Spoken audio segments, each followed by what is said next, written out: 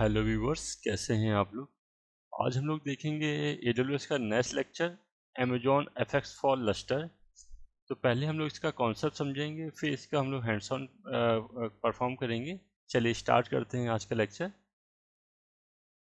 तो Amazon FX for Lustre basically क्या होता है। Amazon FX for Lustre make it easy and cost effective to launch and run the world most popular high performance file system।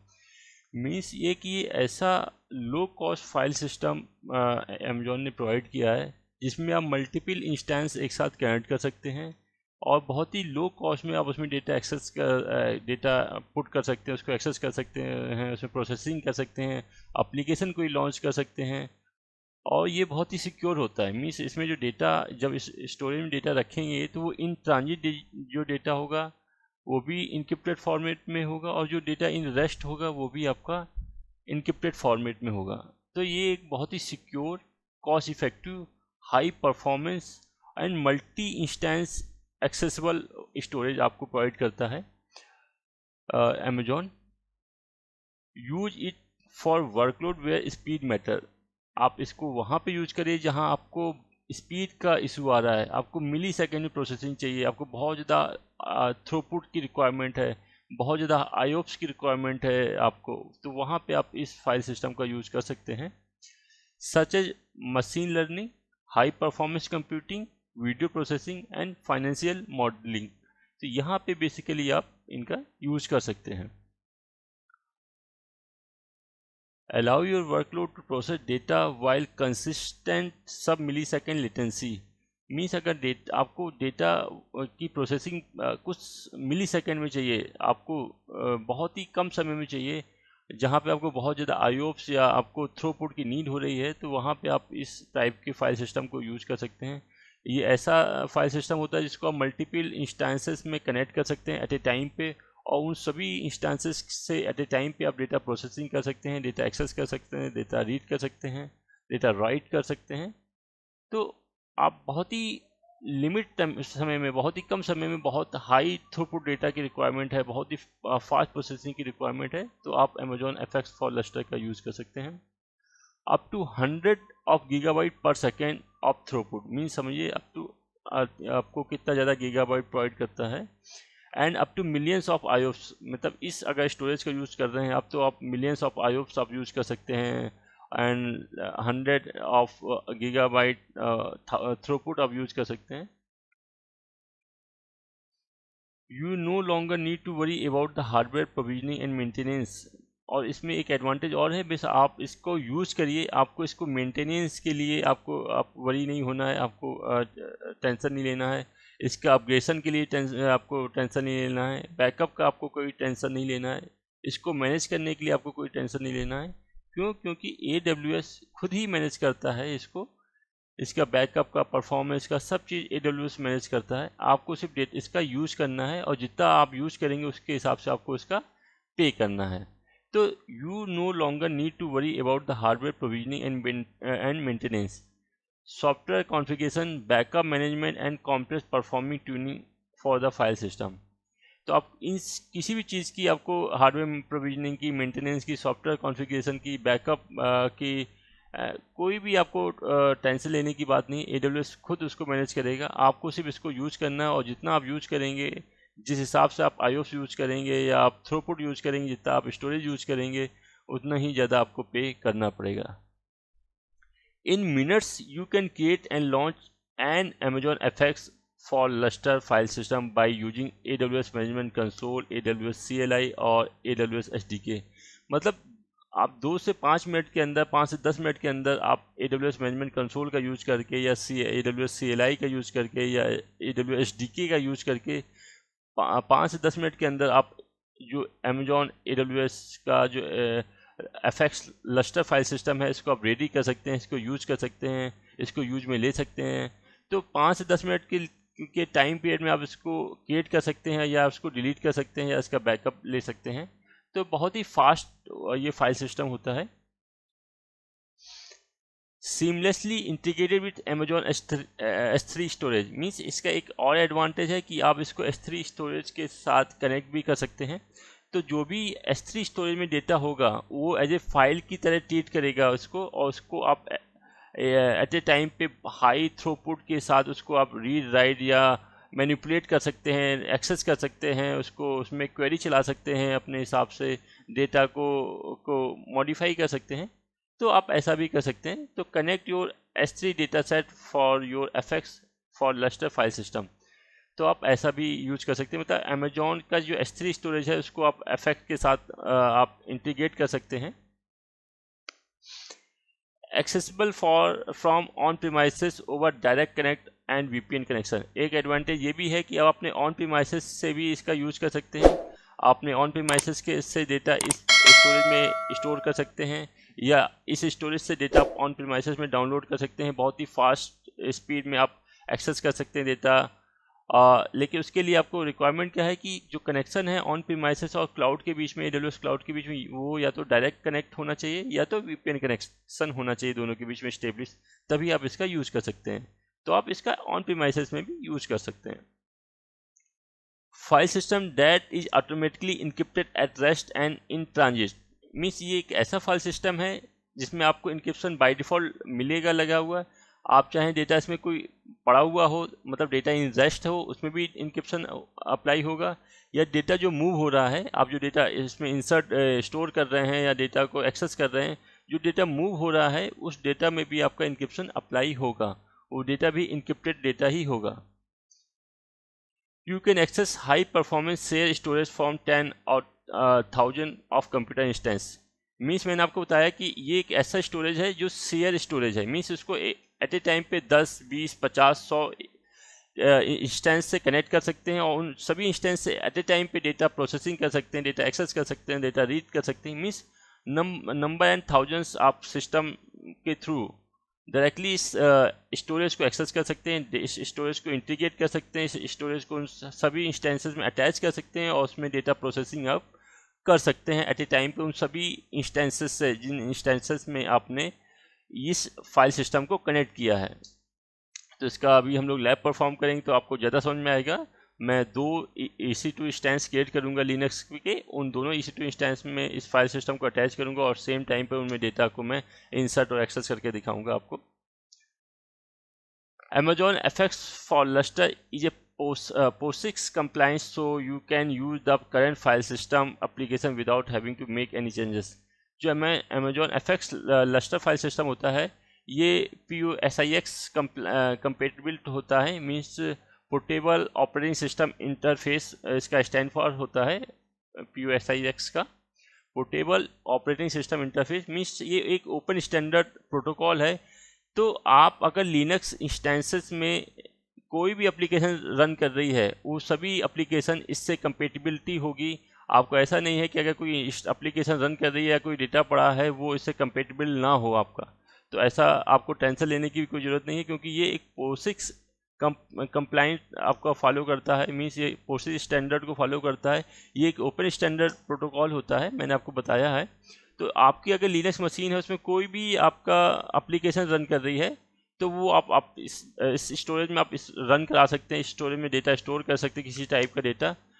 तो ये भी एक advantage है। तो चलिए अब इसका लैब परफॉर्म करते हैं। इसके लैब में मैं 2 EC2 इंस्टेंस क्रिएट करूँगा लिनक्स के, फिर आपके FX क्रिएट करूँगा, FX फॉर लस्टर क्रिएट करूँगा। उस स्टोरेज को मैं इन दोनों EC2 इंस्टेंस जो लिनक्स EC2 इंस्टेंस क्रिएट करूँगा उसमें कनेक्ट करूँगा, और उसमें एट ए टाइम पे मैं डेटा प्रोसेसिंग करके आपको दिखाऊंगा। तो चलिए अपनी लैब को परफॉर्म करते हैं हम लोग। सो व्यूवर्स देखिए, इस समय मैंने अपने AWS मैनेजमेंट कंसोल को एक्सेस कर लिया है, और इस समय मैं नॉर्थ वर्जीनिया रीजन में हूँ। तो सबसे पहले मैं 2 EC2 इंस्टेंस क्रिएट करूँगा। तो इंस्टेंसेस में मैं जा रहा हूँ, और यहाँ पे मैं लिनक्स के 2 EC2 इंस्टेंस क्रिएट करूँगा। तो लॉन्च इंस्टेंसेस में क्लिक करता हूँ।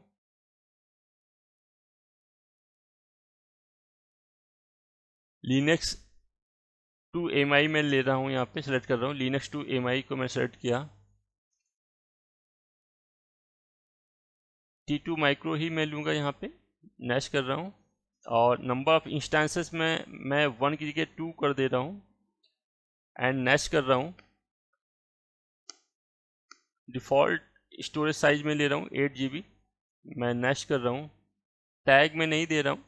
सिक्योरिटी ग्रुप में मैं यहाँ पे SSS अलाउ कर रहा हूँ, प्लस 2 प्रोटोकॉल आपको और अलाउ करने पड़ेंगे। आप कस्टम TCP में जाएंगे, यहाँ पे पोर्ट नंबर आप अलाउ करेंगे 988 और IP public, all public IP के लिए मैं अलाउ कर रहा हूँ, ये देखिए। एंड 1 और प्रोटोकॉल मैंने अलाउ किया है custom UDP, custom TCP and custom UDP, same port number 988 and all public IP के लिए इसको भी मैंने अलाउ किया है, दोनों EC2 इंस्टेंस के लिए। एंड रिव्यू एंड लॉन्च में मैंने क्लिक किया है, एंड लॉन्च में मैंने क्लिक कर दिया है। की पेयर के लिए पूछ रहा है, मैंने की पेयर सेलेक्ट किया, क्रिएट ए न्यू की पेयर किया मैंने, और उसका नाम दिया लिनक्स FX, एंड इसको मैंने डाउनलोड कर दिया। तो ये मेरी की पेयर फाइल डाउनलोड हो गई है। मैंने लॉन्च इंस्टेंस में क्लिक किया तो मेरे इंस्टेंसेस लॉन्च होने लगे हैं।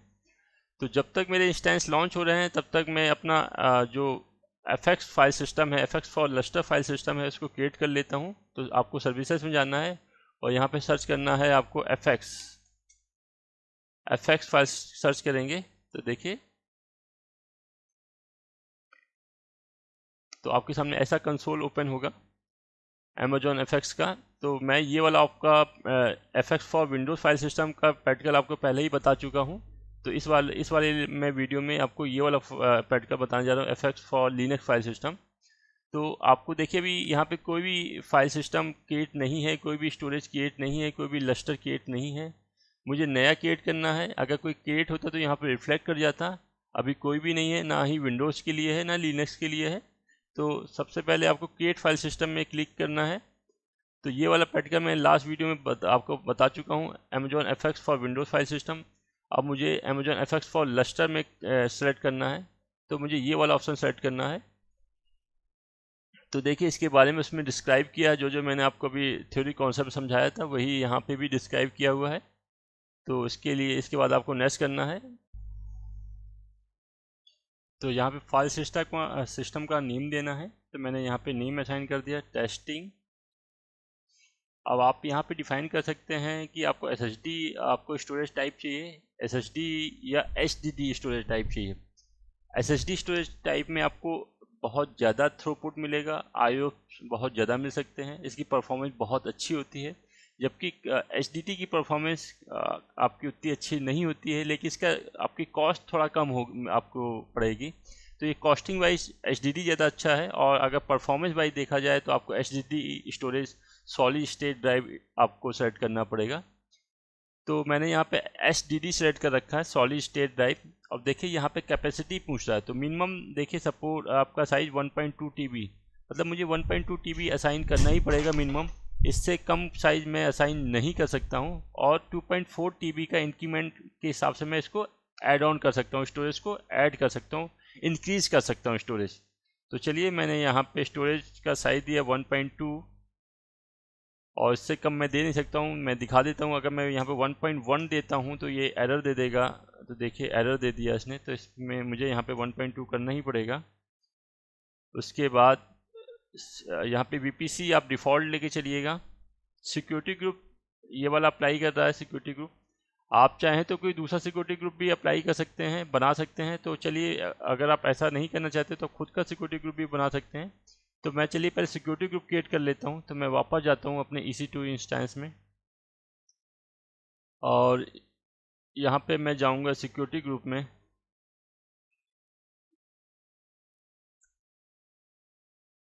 क्रिएट सिक्योरिटी ग्रुप मैंने यहाँ पे दिया FX, इसका नाम दिया FX for Lustre. Description assign किया, VPC डिफ़ॉल्ट लिया मैंने। इनबाउंड रूल में मैंने ऐड किया custom TCP port number 988 and all public IP के लिए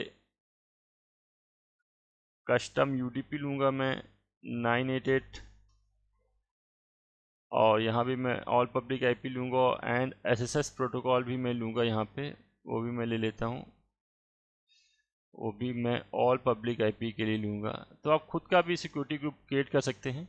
तो मैंने खुद का सिक्योरिटी ग्रुप क्रिएट किया जिसका नाम मैंने FX दिया, एंड उसके बाद मैंने यहाँ पे आउटबाउंड रूल ऑल आपका है, ऑल पब्लिक आईपी के लिए और ट्रैफिक अलाउ है। मैंने क्रिएट सिक्योरिटी ग्रुप यहाँ पे क्लिक कर दिया। अब मैं इसी सिक्योरिटी ग्रुप को अप्लाई करूँगा अपने एफएक्स फाइल सिस्टम में। तो मैं वापस एफएक्स फाइल सिस्टम में चलता हूँ। मेरा सिक्योरिटी ग्रुप क्रिएट हो गया है, ये देखिए एफएक्स नाम से। तो मैं आता हूँ वापस एफएक्स में जाता हूँ,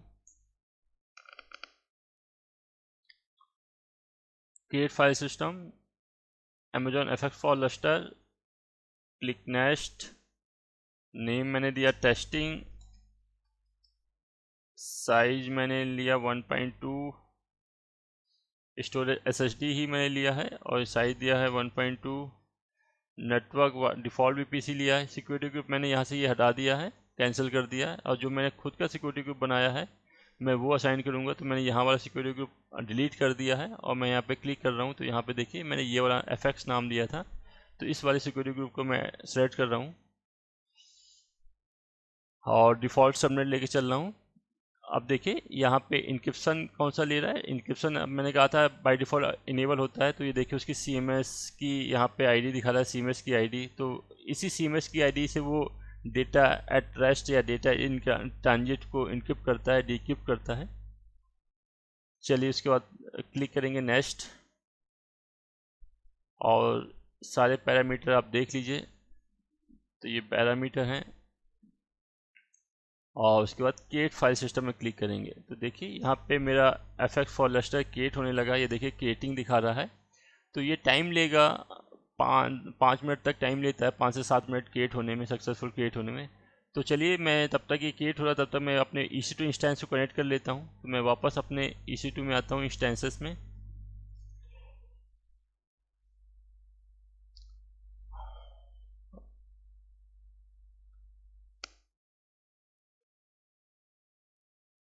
तो देखिए ये दो मेरे EC2 इंस्टेंस रेडी हो गए, 2x2 चेक ओके दिखा रहा है। मैं इनका नाम असाइन कर दे रहा हूँ। एक का नाम मैं दे रहा हूँ लिनक्स ग्रीन, और एक का नाम मैं दे रहा हूँ लिनक्स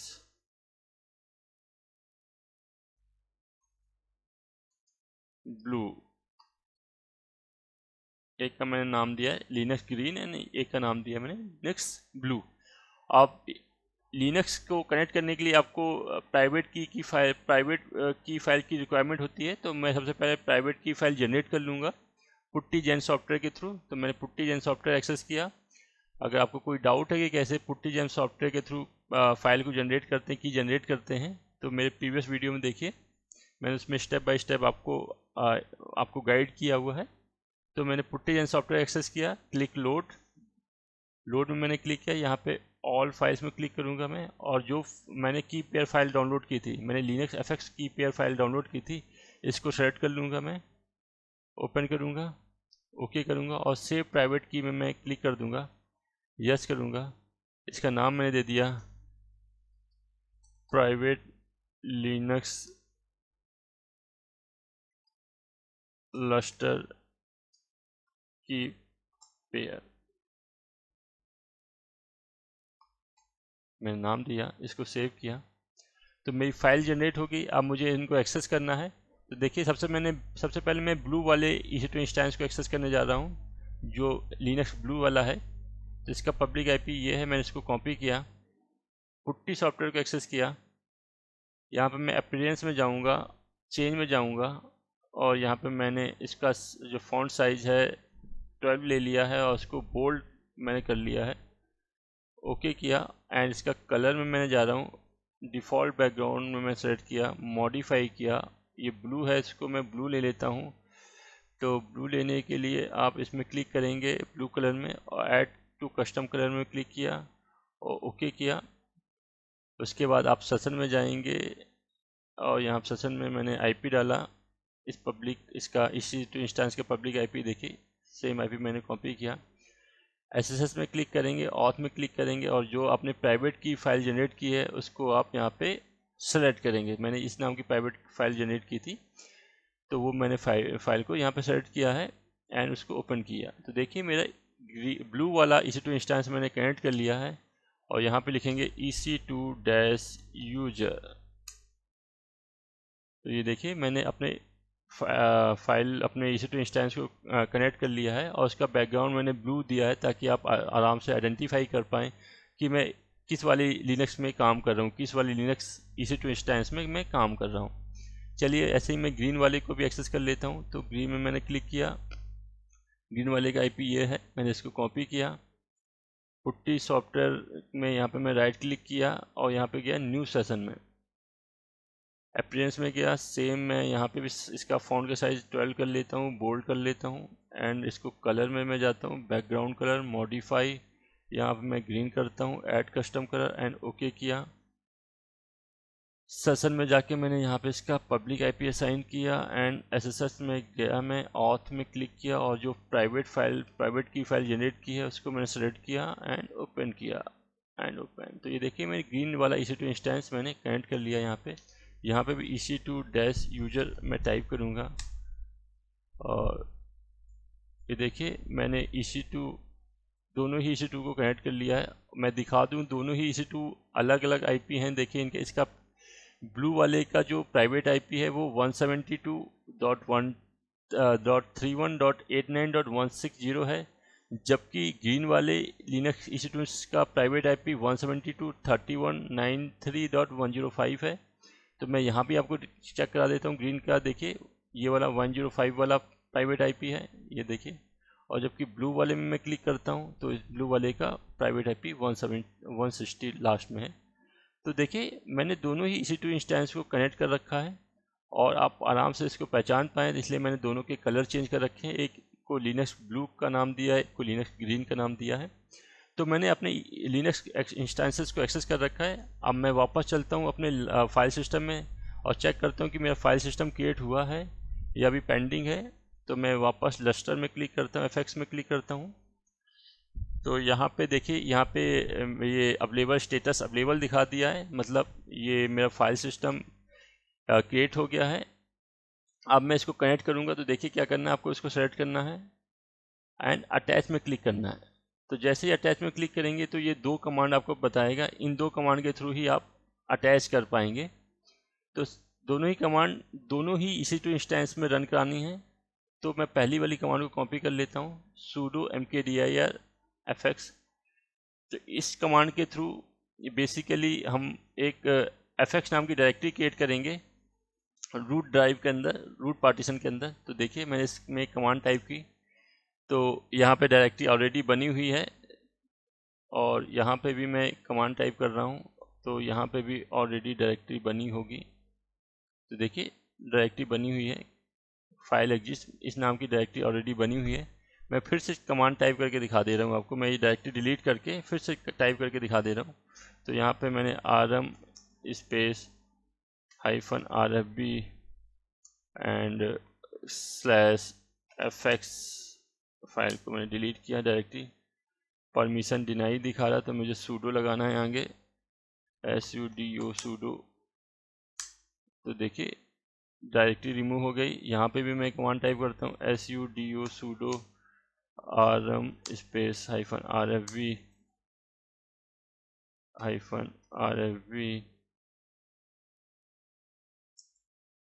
और डायरेक्टरी का नाम मैंने दिया fx।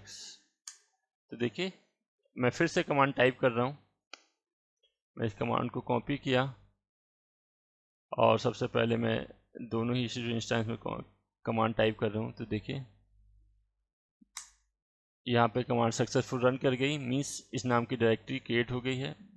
सेम मैंने इसमें कमांड टाइप की तो देखिए यहाँ भी मैं फिर से कॉपी करना पड़ेगा।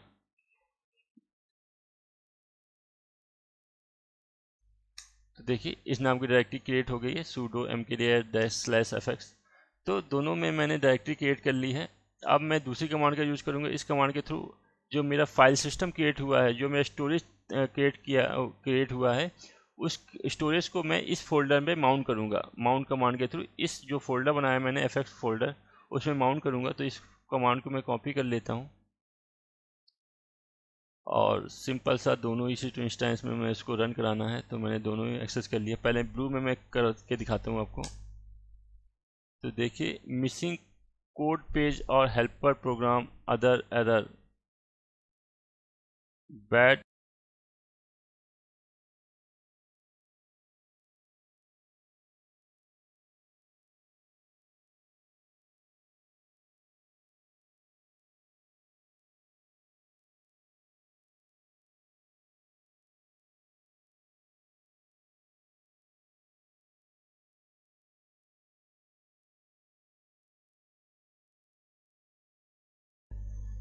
अच्छा, ये एरर इसलिए आ रहा है, मैं एक्चुअली मुझे पहले लस्टर के आरपीएम इंस्टॉल करने पड़ेंगे, और जो मैंने स्किप कर गया, पहले उसके जो लस्टर कनेक्ट करना है तो पहले उसके आरपीएम दोनों ही EC2 इंस्टेंस में मुझे कनेक्ट करने पड़ेंगे, इंस्टॉल करने पड़ेंगे। उसके बाद ही मैं कर पाऊँगा, इस कमांड का यूज़ कर पाऊँगा। तो सबसे पहले देखिए कैसे उनको इंस्टॉल करना होता है। तो उसका भी यहाँ पे ये देखिए, उसके लिए आपको यहाँ पे जाना है, ये इस लिंक में क्लिक करना है। तो इस लिंक में उसने बताया कि कैसे आप लस्टर के क्लाइंट को इंस्टॉल करेंगे। तो इस लिंक को आपने एक्सेस किया तो देखिए मैंने जो लिनक्स की EMI ली थी वो लिनक्स 2 ली थी, तो आपको इसमें क्लिक करना है। अगर आपने लिनक्स EMI ली होगी तो इसमें क्लिक करना है। अगर आपने रेड हैट 7 या 7.5 या 7.6 लिया है तो इसमें आप क्लिक करेंगे। तो जो भी आप EMI लेंगे उस हिसाब से उसने बना रखे हैं इस ट्यूटोरियल में कि इंस्टॉलेशन के मेथड। तो मैंने जो EMI सेलेक्ट की थी वो ये वाली थी, तो मैं इसमें क्लिक करता हूँ। तो सबसे पहले मैं ये कमांड टाइप कर लूँगा, uname -r। इस कमांड से क्या बेसिकली पता चल जाएगा, मुझे कर्नल का वर्जन पता चल जाएगा। तो देखिए मैं कमांड टाइप करता हूँ uname -r। तो जो मेरा कर्नल का वर्जन है देखिए 4.14.186 कर्नल का वर्जन है। तो देखिए अगर ये कमांड बोल रहा है अगर आपका कर्नल का वर्जन 4.14.140 और 4.1418 मतलब 4.14 है आपका, तो आपको सिंपल सी ये कमांड टाइप करनी है। और अगर आपका कर्नल का वर्जन 4.14 से लोअर वर्जन है तो आपको बेसिकली कमांड टाइप करनी पड़ेगी ये वाली। पहले आपको कर्नल को अपग्रेड करना पड़ेगा, अपडेट कर्नल, उसके बाद सिस्टम को रीस्टार्ट करना पड़ेगा, उसके बाद आप कमांड टाइप कर पाएंगे। तो मेरा कर्नल ऑलरेडी अपडेटेड है तो मुझे इस वाली कमांड की कोई नीड नहीं है, मुझे सिर्फ ये वाली कमांड टाइप करनी है। तो मैं ये वाली कमांड को कॉपी कर लेता हूँ और दोनों ही EC2 इंस्टेंस में मैं ये कमांड रन करके दिखाता हूँ। तो मैंने इस वाले में ये देखिए कमांड टाइप की और एंटर मारा, तो देखिए ये मेरा लस्टर का आरपीएम इंस्टॉल हो गया है। सेम कमांड मुझे ग्रीन वाले EC2 इंस्टेंस में रन करनी है। तो मैंने यहाँ पे क्लिक किया और देखिए आपको दिख रहा होगा, और मैंने यहाँ पे एंटर प्रेस किया तो देखिए इसमें भी वो पैकेज इंस्टॉल होने लगा। और ये देखिए वो लस्टर का पैकेज इसमें भी इंस्टॉल हो गया। तो देखिए दोनों ही EC2 इंस्टेंस में मैंने वो पैकेज इंस्टॉल कर लिए हैं।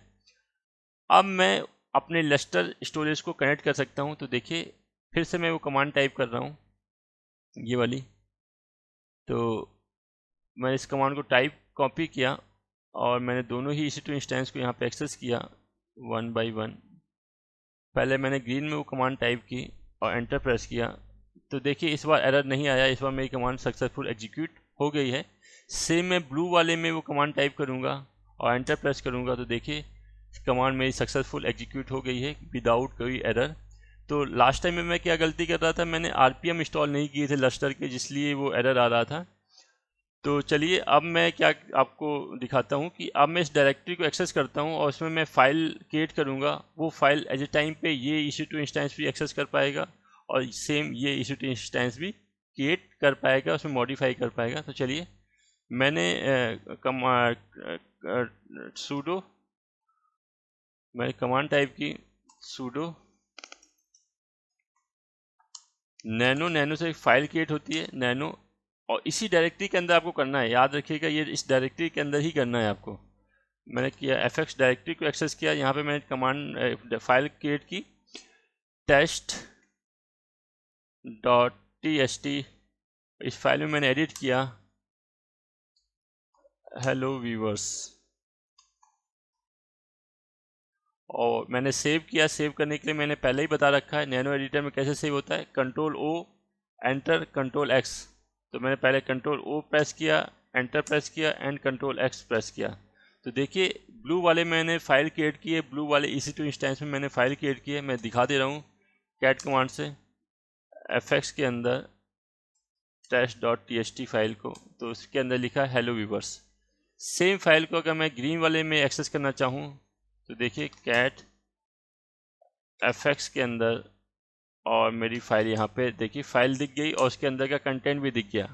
अब मैं इस फाइल को, सेम फाइल को इसी वाले ग्रीन वाले EC2 इंस्टेंस में मैं मॉडिफाई करता हूँ। देखिए नैनो सूडो लगा लेता हूँ मैं, सूडो नैनो fx के अंदर टेस्ट फाइल को मैंने एडिट किया और उसमें मैंने लिखा